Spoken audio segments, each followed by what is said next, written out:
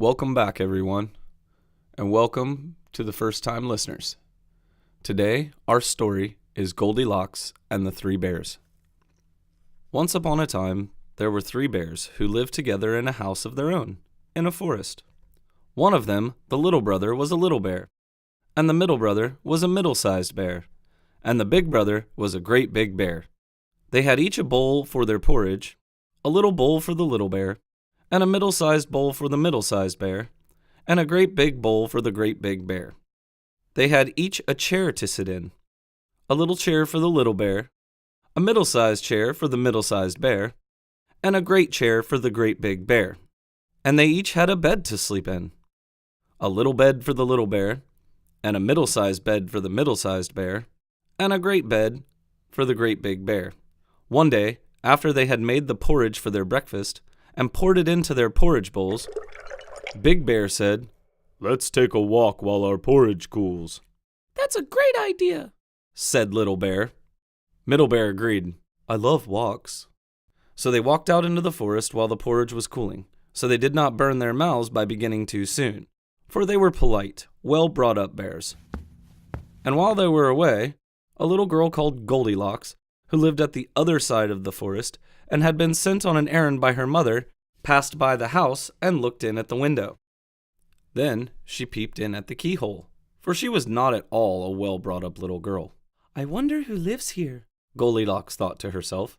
Then, seeing nobody in the house, she lifted the latch. The door was not fastened, because the bears were good bears, who did nobody any harm, and never suspected that anybody would do them harm. So Goldilocks opened the door and went in. And well pleased was she when she saw the porridge on the table.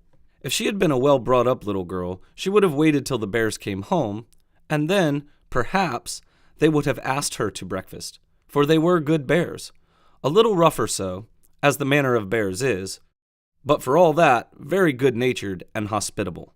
But she was an impudent, rude little girl, and she set about helping herself. First, she tasted the porridge of the great big bear. Ow! And that was too hot for her.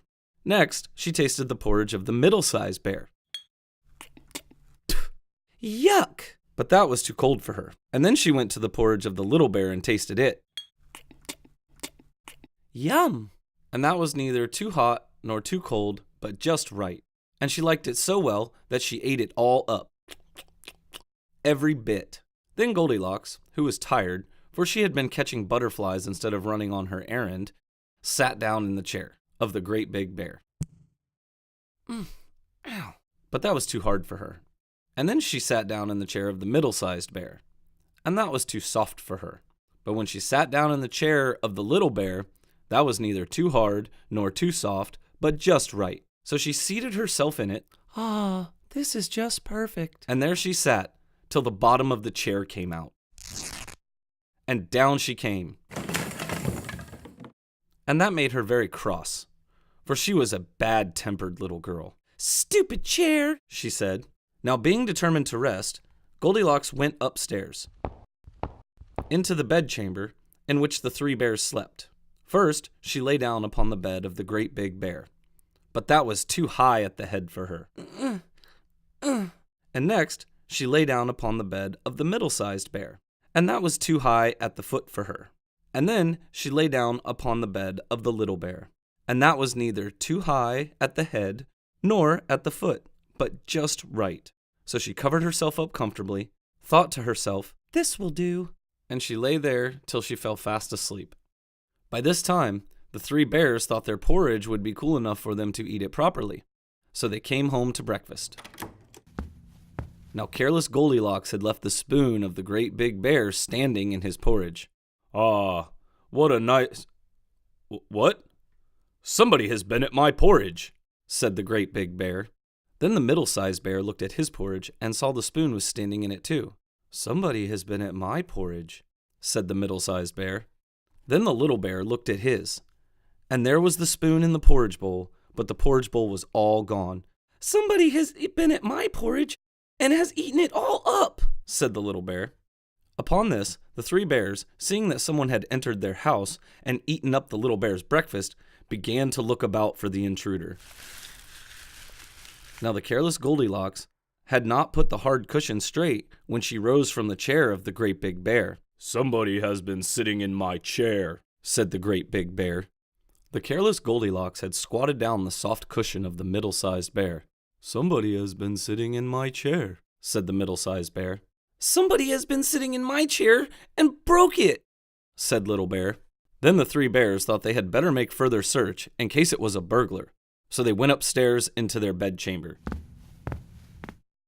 Now Goldilocks had pulled the pillow of the great bear out of its place. "Somebody has been laying in my bed," said the great big bear.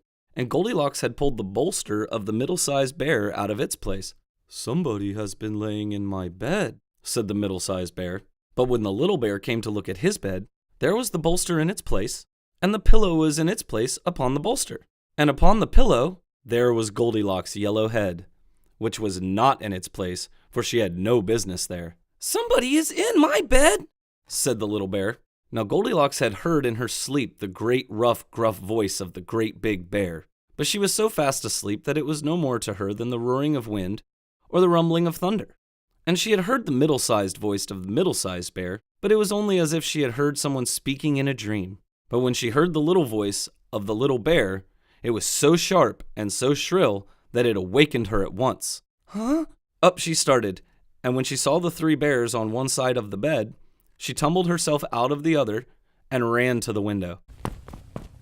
Now the window was open because the bears, like good, tidy bears, as they were, always opened their bedchamber window when they got up in the morning. So naughty, frightened little Goldilocks jumped, and whether she broke her neck in the fall, or ran into the forest and was lost there, or found her way out of the forest and got whipped for being a bad girl and playing truant, no one can say. But the three bears never saw anything more of her. Then the bears went downstairs, shared their porridge, and fixed the little bear's chair. Thank you everyone for tuning in. If you liked what you heard, please subscribe to the channel, and you'll be updated when the next story comes out.